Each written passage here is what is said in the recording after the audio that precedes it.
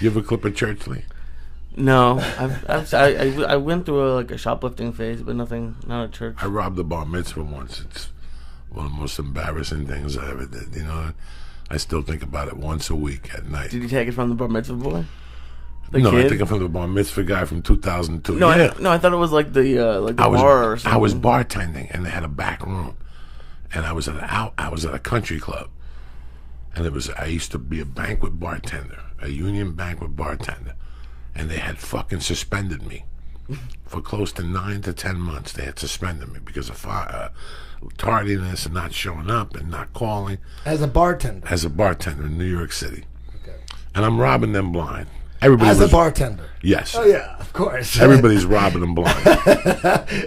Every job I had as a kid, it was all about how much you could rob them. Exactly. It's fucking terrible. Every job. Terrible.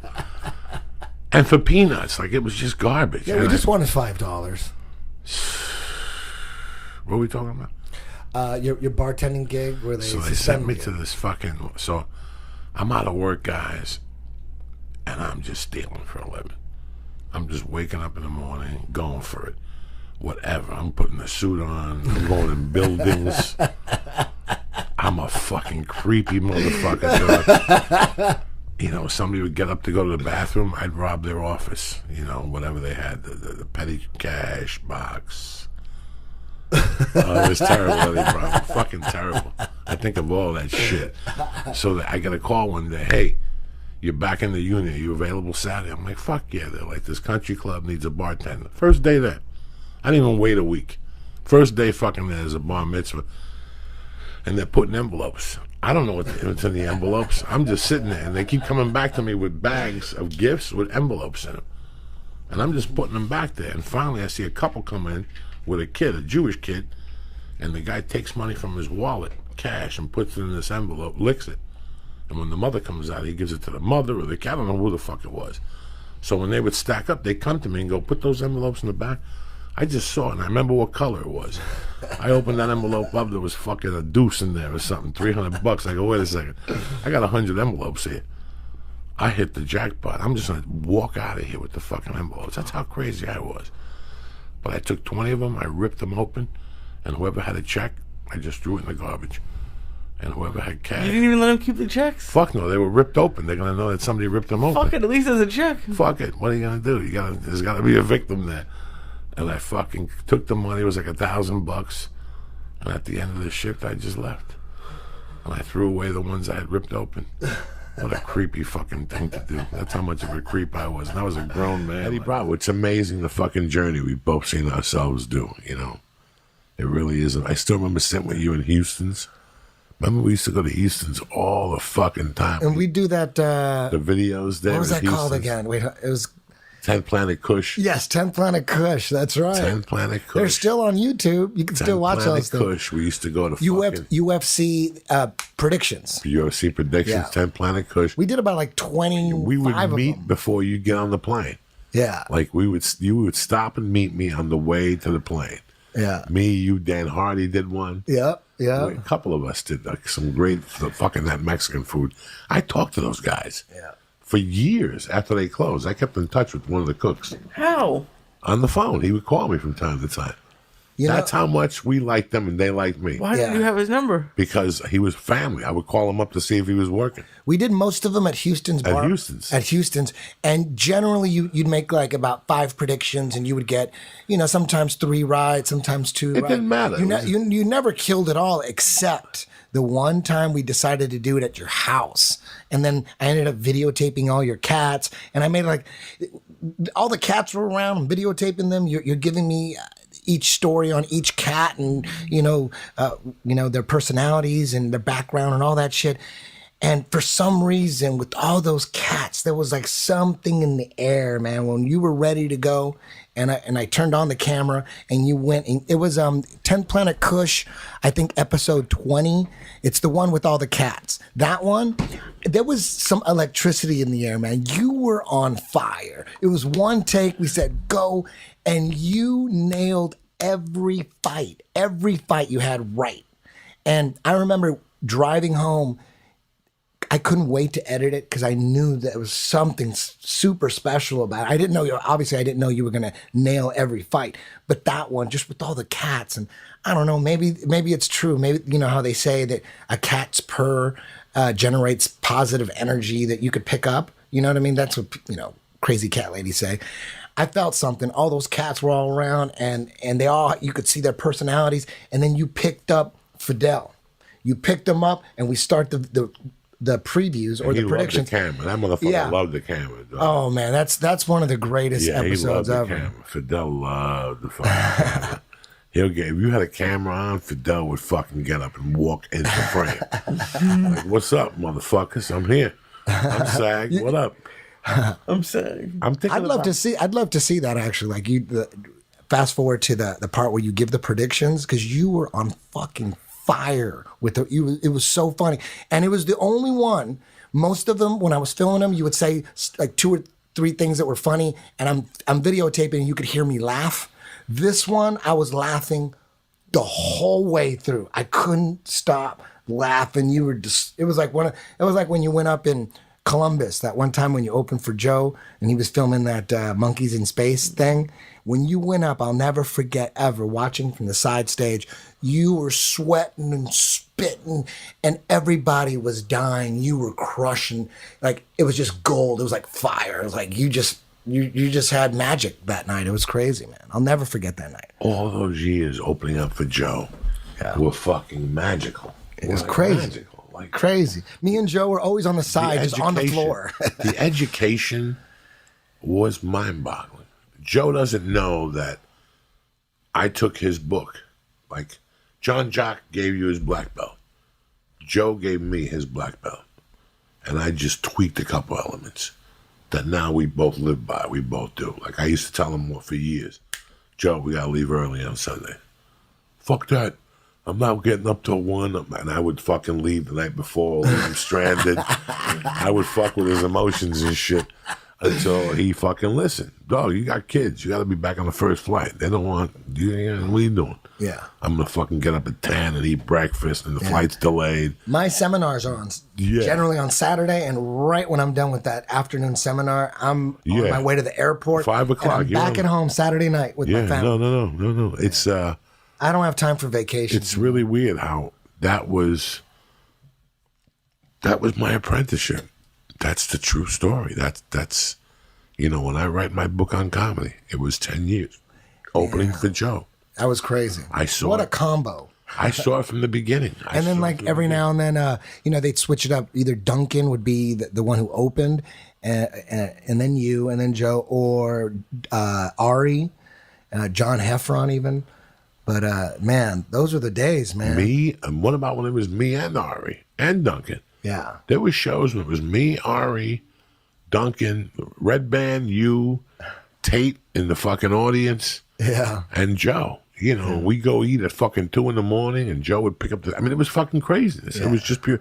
I remember renting a van in Austin. I was single as fuck back then, so anytime Joe went on the road, he just dragged me along. You know what I mean? I went on the road. I wasn't even a comedian back then. I was just living the life of a comedian, but not getting on stage. I didn't get on stage back watching. then. I was watching. But you were watching. Yeah. And that's time served. Yeah. In my world, like Lee, watching me going out, blah, blah, blah, blah, that's time served. Yeah. That's why. Apprenticeship. That's apprenticeship. It's time served. You watched it. You've seen what happened. I've seen Joe's set probably 2,000 times, just over and over. I knew his set inside and out. I wouldn't even listen to his jokes anymore. I would be fascinated by paying attention to the people there was always 2 or 3 people, maybe one, that wasn't laughing at all. Everyone's dying. Joe's destroying. And I always find the one dude who's not laughing at all, and he's usually with his wife, and he's just sitting like this. He is not happy about his wife. Another guy making his wife laugh. He's just like, I'm like, wow, look at that guy. He's not laughing at shit. That guy. I was fascinated. I did karate for 6 months. Did you? Yeah. I got a green stripe on my white belt. I took one test to get that stripe, and on the results, it's like a piece of paper. It said excellent overhand knife strike. So I thought that was my shit. So while I was doing karate, I was living in an apartment building, and above me was this huge Russian dude, or I don't know if he was, I think he was either Russian or Polish. And he fucking hated me because I had this girlfriend. Only girl ever that I've ever had a relationship with that loved being really loud while we had sex. Like, she was loud How old as were fuck. 22. And like, we'd had the first time I had sex with her, she just started screaming, and I had to like shut the window and cover her face. People going, "Shut the fuck up!" The Russian upstairs was pounding on the fucking ceiling. So he hated me, right? And I knew we were gonna have a confrontation. One of these days. One of these days we're gonna run into each other. So I asked my karate instructor, and I told him the story, and I told him how big he is. I go, "What do you think I should do? You think I should come after him with the overhand knife strike?" And he said, "No." He goes, "This is what you should do. You should jump." No, seriously, you should leap at him, and punch both his ears. Jesus. And it'll knock him out. It'll fuck up his equilibrium, he told me. So I'm like, "Shit, are you sure?" He goes, "Yes, that's what you do." I'm like, fuck, that's what this guy fucking told me, right? I would have done that too.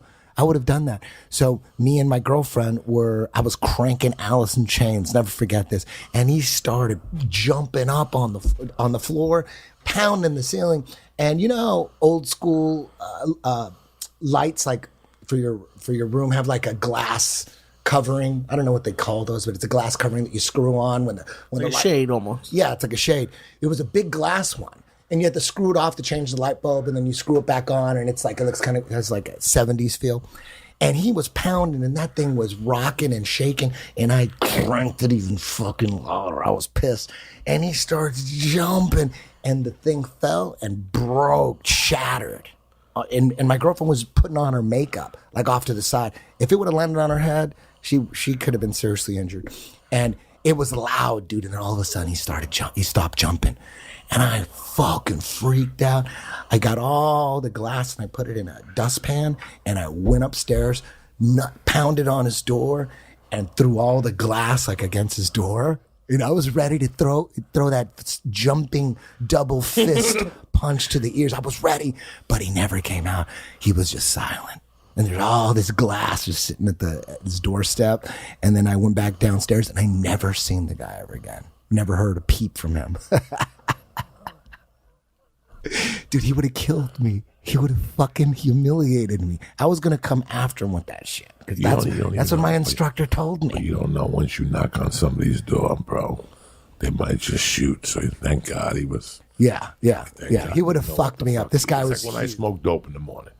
I don't smoke dope to get zonked. I smoke dope just to wake me up with my coffee, get the day going. Little hit, just a little. Oh no, I'll do 2 or 3 bong hits. Oh shit. Okay. I get the wind going. I got. As soon as you wake up. No, I'm not that much of an animal. What time do you usually smoke for the first time? All right, let's say I get up at 7. Okay. When I walk out, I make a cup of coffee. I pee, make a cup of coffee, and then my bodyguard attacks me. Okay. So I can't do nothing. So I got to sit next to her watching some bad cartoon. Just god awful cartoon. What is she like? She's been into the Descendants. Don't know what that is. 1, 2, and 3. The chick with the purple hair and the other one with the blue hair. Is it a movie? It's a movie. But you want to sit there and stab your neck? She's putting on the same Descendants. Yeah. Like the other day, she tricked me. She goes, "Daddy, you want to watch Descendants too?" I go, "All right, it's a change." I get out there. Put your little headset on, your little earplug in. I sit listen there to a podcast. I sit next to her straight. You got to give them the attention they deserve. And then after 10 minutes, I go, "Didn't I see this last night?" And she goes, "I lied to you. I wanted to watch it again." So it's just bad TV. Yeah. So Toy Story, the latest one, 4. Oh, brilliant. Toy Story 4 was great. And Lion King, brilliant. I took 2 edibles and put the 3D glasses on. The Lion King, fucking tremendous. You know how good Toy Story 4 was? Right in the middle of Toy Story 4, that big earthquake hit. We were at the theater at the Arc, like going, "Oh, damn." A lot of people were running out of the theater. We went into the exit, the little door threshold, the exit we were waiting there. And, dude, it was going for like a minute. And then when it was over, like, I wanted to see the fucking ending, dude. So I asked Draco and my wife like, you guys want to stay? Because I'm down. And they're like, okay. So we went back and watched the rest of the fucking movie. Fuck yeah. It was so good. Who gives a fuck? Mm-hmm. So I get up. I talk. Once I start talking, I'm all right. Then I get on the computer. I see who emailed me. I look at my schedule for the day. What time is this? 8, 9? So now we got to be talking about 7:45. Okay. So 45 minutes after I get up, I go to my back bathroom. I open up the door because it's the yard. Yep. And I take a shit. And I take bong hits while I shit. So the cough pushes out the shit without me trying. Okay. And nobody dies of a fucking stroke here. You always cough when you smoke? Always? No, but when you go, the shit flies out of your ass like Okay, with no I didn't know friction. that. I didn't know Well, who do you think you're dealing with? Joy Bananas? You know I invent different things every week. I got a different invention every week. So yeah, when you hit that bong hit, it's a fucking bong hit. At 7:45 in the morning, what do you think's gonna happen to you? You just gonna go like you're smoking a cigarette? That first, you feel that first 6 inches just come out. It's like a baby's head when it comes out of the snatch, and just the head sat there for a little while, and then I pack another bowl with 6 inches out, and when I hit that second one, you just feel it coming out. Like Wait, just hanging? You leave it hanging? Oh yeah, he's an acrobat. He's a veteran of Circus du Soleil. This motherfucker. I pushed the rest out in the second cough. I wiped, and I fucking done. I already lost a pound, and now I'm high. I don't drink any more coffee. I start drinking cold water now to get my body going. And that's it. And then once I take a shower and eat breakfast and stuff, depending where I'm going, I'll do a few bong hits before I fucking leave. But you just had the bong hits. Well, then you gotta have another one. Damn. You can't walk on one leg. Yeah. You're a gangster, man, because I don't smoke as much weed as I used to at all. Like I like taking time off, you know. I can't smoke the weed I used to anymore because I have mercy.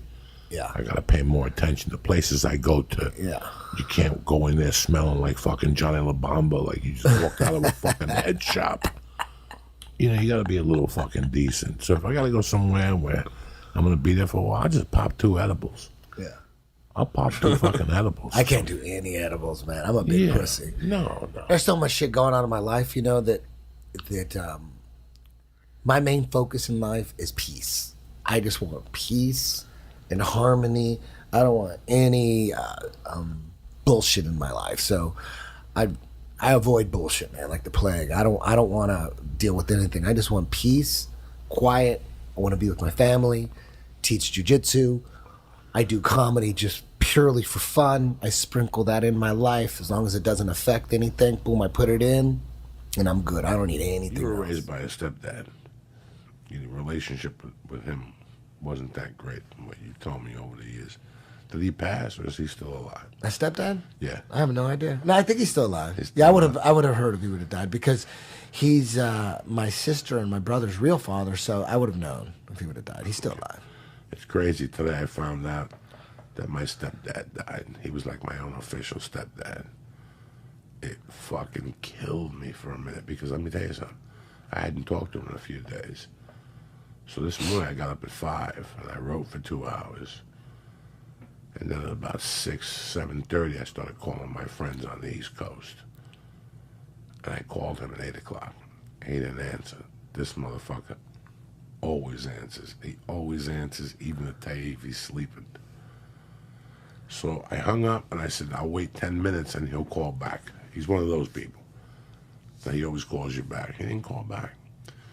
So when my wife left to go to church with the baby, I had to go to the weed store and I had to go to CVS to pick up my Percocets and all that shit. And when I got back in the car, I left the phone in at the weed store and I was in there talking to the girl.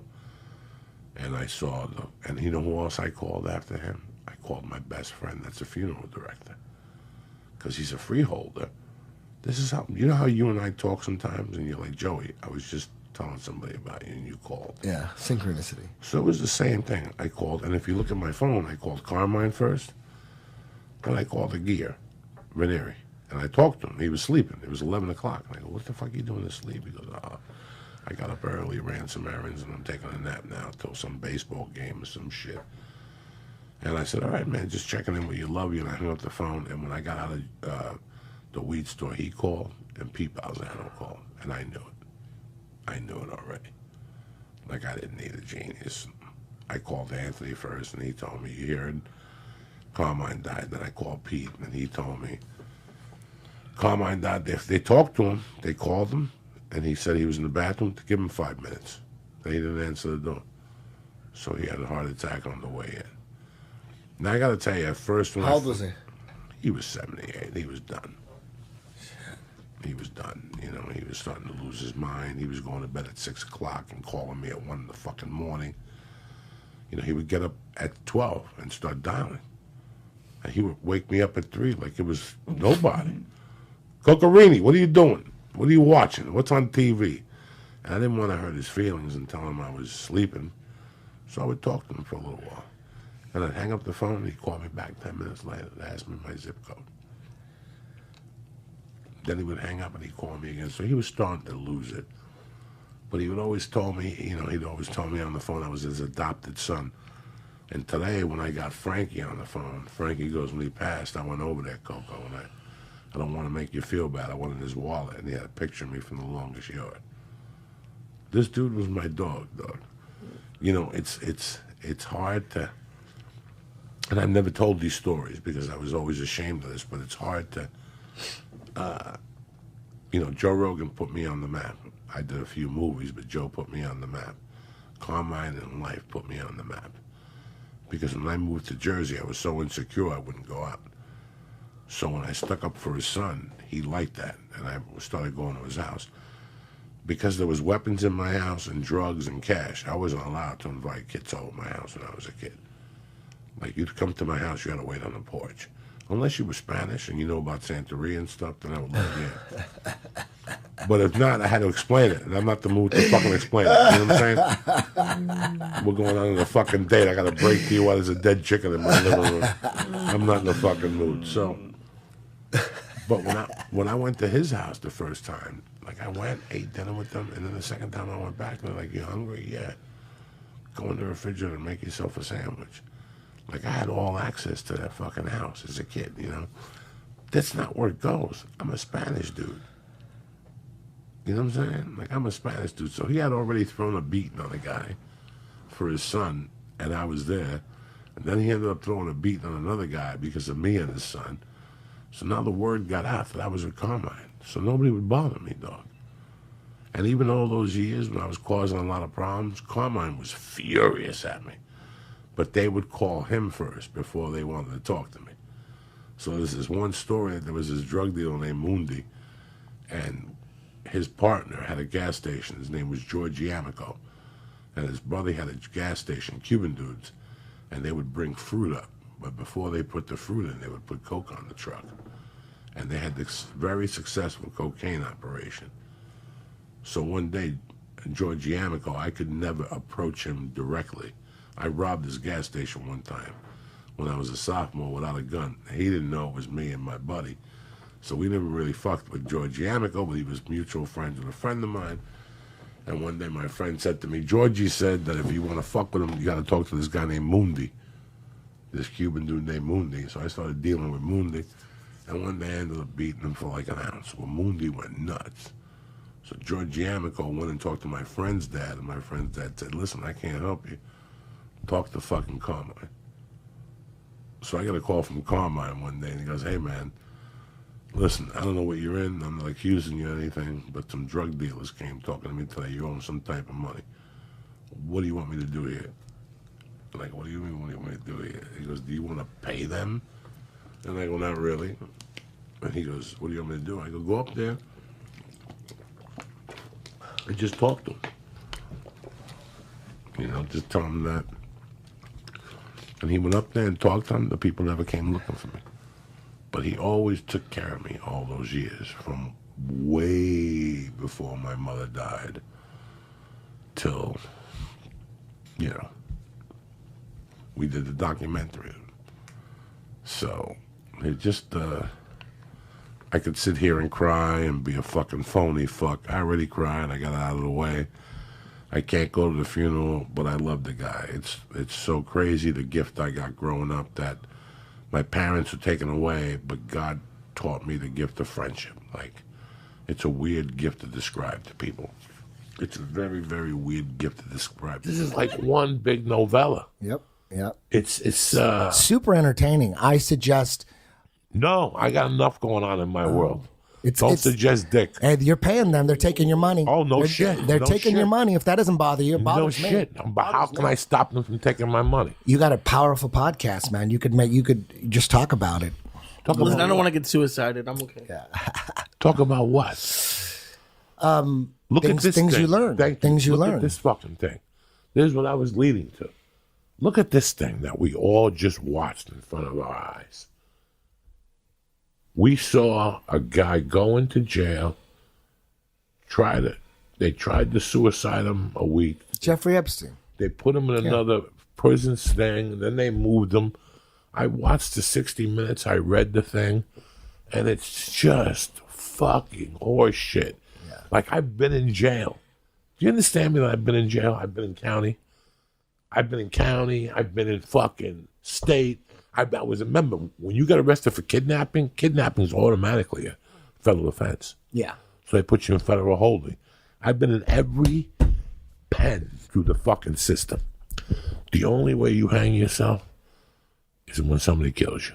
Yeah. You know what I'm saying? Yeah, people hang themselves. They do. They really do.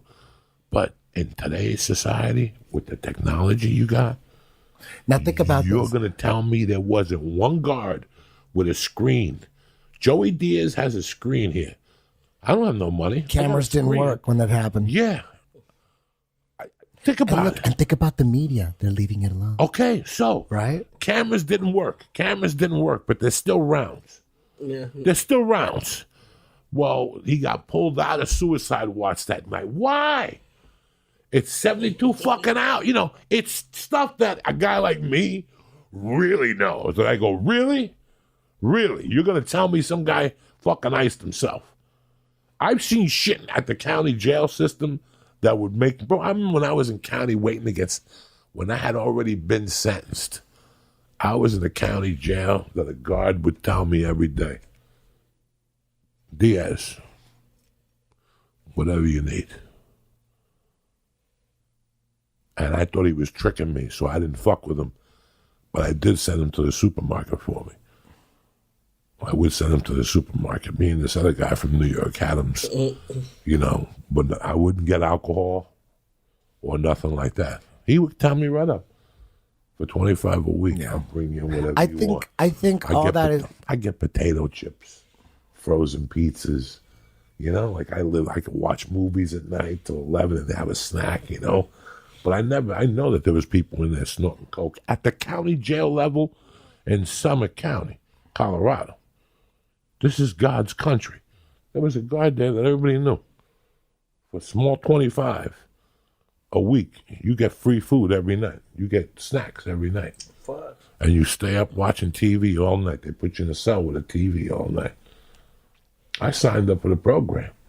He even asked me, do you want blow, heroin, coke, pills, whatever you want. You booze, whatever the fuck you want. So, but I also know that they checked on me. Counts, even at Camp Georgia West, my counts were hourly. Yeah, I don't think Because I anybody still remember thinks- tripping. Yeah, I don't think anybody thinks he committed suicide. I don't still think remember there's one tripping. person. I still remember doing tripping. I still remember doing acid in prison. So obvious. That I was doing acid in prison? No, that he didn't kill himself. That's No, that's the only super drug they obvious. couldn't test you for in prison because they have to do it through your spine. So we could eat acid. The urinalysis didn't detect acid or the speed in acid. So we were popping acid. So we would always have it on a timer that we were going to see that guard every hour on the hour. And he was there every hour on the hour. Sometimes he'd cut back and come back every half hour. So don't fucking tell me. Yeah, Don't tell me. nobody. And thinks this is it was- 1988. It's so obvious. Today's technology, the cameras are out. That's what you're trying to sell me on. You know how deep Epstein is, man? Oh my You know how God, deep no! it is? It has that. And look at the chick has disappeared. Dude, not only did he, not only Where's the chick? No one knows. Nobody knows. And no one cares. Why? You know why? Why doesn't the media care? You don't think there's some kind of connection there? Why wouldn't the media be all over Ghislaine Maxwell? Think about that.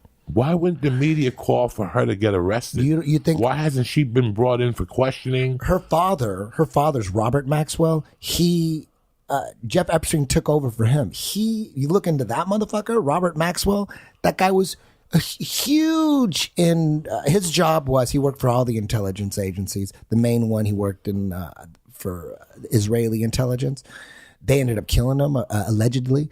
But while he was alive, his job was to blackmail politicians, CEOs, scientists, celebrities, sports athletes, as many different powerful people as you can. Like if your job is to blackmail people, like you would definitely like ask who are the most important people to blackmail. Like we're just blackmailing random people, just picking people out of the mall and just we're gonna blackmail you. No, specific people with power. Who's when you're on that side when you're on the dark side, a good person to blackmail would be a politician for sure, right? No one's going to disagree with that. Celebrities for sure. Anybody with power, with influence for sure. Also scientists. He was blackmailing scientists. Why would you blackmail scientists? What would be the purpose there? If you had to guess. To shut them up about something. To say whatever they need them to say about this scientific experiment or that scientific experiment or these tests or those tests for these drugs or for whatever. Blackmailing scientists is huge. Massive. If you're in that dimension, that dark dimension, right? So that's what Robert Maxwell did. And that's what Jeffrey Epstein's doing too. Jeffrey Epstein, dude, he was balls deep in the scientific community. So do you think he's still alive or he got murdered? He could be alive. Who? Jeffrey Epstein. No, he's dead as disco. So you think he is dead? He just didn't. He's dead as disco. He's dead. That's too tough of a disappearing act. The family hired Dr. Bowden to come in there and do a separate autopsy. And he went on national fucking 60 Minutes and said that could be bullshit, man. That the whole They're all he could be blackmailed because listen, we got videotape of you with some underage chicks. Go up there and said you did or not. Go up there and do an autopsy. Dr. Bowden comes legitimate, bro. That's why they that's why they brought. You don't think it'd be a good idea to blackmail him? No. He can't. He went against everything. Okay. He went against everything. He said it couldn't have been suicide. But everyone's saying that, though. But everybody's saying that. That's actually the mainstream. The mainstream is that Jeffrey Epstein didn't kill himself. No. That's they murdered him. But yeah, for sure. They murdered him. But he's the one that said... He's so deep. He's so deep that I wouldn't be surprised if they just faked his death. Like, where's his body at? Like, who saw his body? Like, a couple people and they say it. How hard is it to pay them off? How hard is it to blackmail people? That's what they do. That's why they blackmail people. They're going to blackmail because you're going to get in front of that fucking mic. That's why you're going to get in front of that mic. Nah, but dead men don't tell tales. I'm just saying, I don't know. I don't know. That motherfucker was in deeper than He deep. could for sure be dead. He could for sure be dead. He's dead as disco. Yeah, you know. Dead men don't tell no tales. I just don't know. I just don't know. Why take a chance? I don't know shit. They ice him. They gone you. Yeah. They gone you. He was connected to a lot of shit. A lot of shit. And think about how the media has covered this. They want it to go away. No, it just went away on its own. They want to go away. They went away. And what about like the Me Too movement? How come? What about Virginia Roberts? Virginia Roberts. They're talking about Me Too. She's the one who's constantly going out there and making. Covered. Harvey Weinstein was the poster child for Me Too. Yeah. No, but what I'm talking about is the kid. The kids. They're not gonna kill him. The kids. He ain't got nobody that to ride Epstein fucked with. What about those kids? You know. Oh, he fucked with a bunch of them and the estate. No one cares about them, though. No one gives a shit about them. Well, people see it. Listen, Americans are gullible and stupid, but there's people like yourself and people like myself that know we're not stupid. I'm not stupid. I'm just trying to raise a little girl. So I could actually focus on this shit and talk about it constantly and school people on it or whatever, but I always think that I think the way most people think. It's bullshit. Look at everything that they thrown at us. Very interesting shit. Allegedly, Epstein has been involved in high level shit for a long time. He had a job in the Iran Contra scandal. Like he was all up in it back then. Apparently, they found his helicopter had plates on it that were from the U.S. government. So I don't know what that means exactly, but he was connected, man. He was doing something for multiple governments for a very long time. He wasn't just videotaping old politicians having sex with minors. He was doing a lot of other shit.